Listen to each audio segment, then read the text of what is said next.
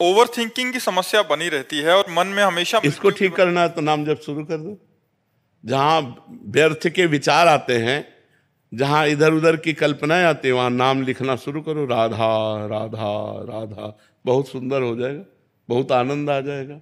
जहां over thinking है वही नाम चला दो, जीवन सार्थक हो जाएगा, ये लोक परलोक सब मंगल में हो जाएगा। ठीक है, नाम चलाओ।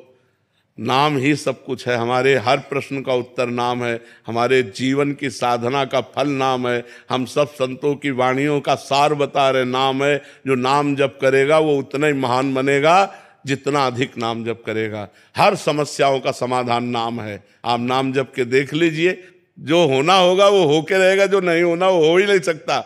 भगवान के सिद्धांत में मगन रहो, नाम जप करो, हर विपत्ति पर विजय प्राप्त करो नाम जप करके।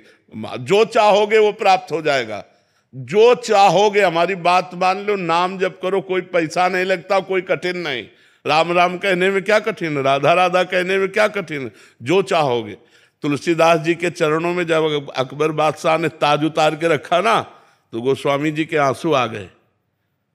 तो बाद में संतों ने पूछा कि अकबर ने प्रणाम किया, इस आनंद के कारण आंसू आ गए? बोले नहीं, कि जब तुलसी राम का नहीं था तो मांगे कौर नहीं मिलता था, और आज राम का है तो बादशाह पैरों में ताज उतार के रख रहा है। तो ये बात समझना है, भगवान के नाम में, भगवान का हो जाने में जो जीवन का आनंद है वो किसी पद में नहीं। वो कितना भी बैंक बैलेंस कर लो नहीं, कितना भी सुख सामग्री एकत्रित कर लो, शांति नहीं मिलेगी। ये इसमें ध्यान देना है। समस्त मार्गों का उद्देश्य परमात्मा प्राप्ति है। तो समस्त मार्गों का मुख्य साधन क्या है? चाहे कर्मयोग हो, चाहे ज्ञान योग हो, चाहे भक्ति योग हो, या जो भी योग, अष्टांग योग हो, सबका मुख्य साधन क्या है, मुख्य लक्ष्य क्या है, ये बात समझो। अष्टांग योग, चित्तवृत्ति निरोधा सा योग, जो चित्तवृत्ति का निरोध कर दे, चित्तवृत्ति को रोक दे संसार में जाने से और परमात्मा में स्थित कर दे, उसे योगी कहते हैं ना। ज्ञान, ब्रह्म सत्यम जगन मिथ्या, जो इस संसार के चिंतन को छोड़ करके चिंतन शून्य आत्मस्वरूप में रति कर ले, वो ज्ञानी। कर्मयोगी, शरीर के द्वारा संपूर्ण चेष्टा करते हुए भगवान का स्मरण करना, सच्चिदानंद भगवान का जो विश्व रूप भगवान है, सबकी सेवा करना और निरंतर भगवान की स्मृति में रहना। भक्त, भगवान के लिए संपूर्ण कर्म करना और भगवान की लीला गुण का गान करते हुए चित्तवृत्ति का निरंतर भगवदाकार कर देना। मुरारी पादार्पित चित्तवृत्ति। सब योग का फल एक ही आया ना, संसार का चिंतन छूट जाए और भगवान का चिंतन बन जाए। भगवान स्वयं कहते हैं, जो मेरा सतत प्रेम पूर्वक भजन करता है उसे मैं बुद्धि योग प्रदान करता हूं। भगवान के वचन है। भजताम प्रीति पूर्वकम ददामि बुद्धि योगम तम येन मामुपयांत थे तेषाम सतत युक्ता नाम। भगवान करे सतत युक्त होकर भजताम प्रीति पूर्वकम तो ददामि बुद्धि योगम तम येन मामुपयांत। प्रेम पूर्वक राधा राधा, कृष्ण कृष्ण, राम राम राम हम जप रहे हैं और शरीर से भागवतिक चेष्टाएं जो भगवान के लिए मंगलमय हो रहे हैं, चाहे गृहस्थ हो चाहे विरक्त हो, निश्चित भगवत प्राप्ति हो जाएगी। अब संसार का चिंतन नहीं छूटा तो उसे भोगी कहते हैं, योगी नहीं कहते। चाहे प्रेम योगी हो, चाहे भक्ति योगी हो, चाहे ज्ञान योगी हो, चाहे कर्म योगी हो, चाहे अष्टांग योगी हो, योगी। योग का तात्पर्य है संसार का चिंतन छूटना और भगवान का चिंतन सतत होना। भगवान का चिंतन होना चाहिए, चाहे वो पैंट शर्ट में हो, चाहे बाबा जी के भेष में हो। अगर चिंतन भोगों का हो रहा तो विषयी है, चिंतन भगवान का हो रहा है तो वो संत है।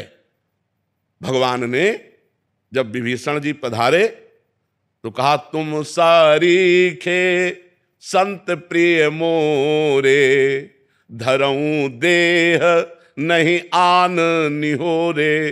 विभीषण जी को भगवान ने संत कहा। भगवान श्री राम जी ने क्या वेशभूषा थी? लंकाधिपति रावण के प्रधानमंत्री और उनके छोटे भाई थे, बिल्कुल राजवेशभूषा, लेकिन आचरण संत के थे। संपूर्ण चित्तवृत्ति भगवान राम में रंगी हुई थी। तो भगवान ने कहा, तुम्हारे जैसे संतों के लिए मैं अवतार धारण करता हूं। तुम सारी के संत प्रेमोरे, धरो देह नहीं आन्य हो रे। जब रावण ने लात मारी विभीषण जी को तो विभीषण जी ने साधुता का दर्शन कराते हुए कहा, तुम पितु सरिस भले ही मोहि मारा, पर राम भजे हित नाथ तुम्हारा। तुम्हारा मंगल होगा यदि वो लात मार रहे हैं वो मंगल बता रहे हैं। तो भगवान शंकर ने भी भीषण जी को संत कहा। उमा संत कै इहई बड़ाई, मंद करत जो करे भलाई। रावण मंद कर रहा है, लात मार रहा है, और विभीषण की भलाई करे, यही संत। भगवान शंकर ने भी संत कहा और भगवान राम जी ने भी संत कहा। तो हम ये ना सोचे कि हम गृहस्थ में हैं, हमें भगवत प्राप्ति नहीं हो सकती, हम गृहस्थ में हम भगवान को प्राप्त नहीं कर सकते, ऐसा सिद्धांत नहीं। कर्म करो और भगवान के लिए करो और नाम जप करो, बस हो गई भगवत प्राप्ति। हम कर्म अपने लिए करते हैं तो उसमें पाप कर्म बन जाते हैं, और जब हम कर्म भगवान के लिए करेंगे तो वो कर्म निष्पाप होगा। डरेंगे हम कि हम भगवान को ऐसा पाप कर्म कैसे समर्पित कर सकते हैं। तो मदर्थ कर्म, भगवत अर्पणम जो कर्म किया जाता है वो मोक्ष प्राप्ति का हेतु होता है, जो अपने लिए किया जाता है वो बंधन कारक होता है। तो इसलिए भगवत अर्थ कर्म करो और भगवत नाम जप करो, भगवत नाम कीर्तन करो, भगवत गुणगान करो, भगवत लीला कथा सुनो, इसी से भगवत प्राप्ति हो जाएगी।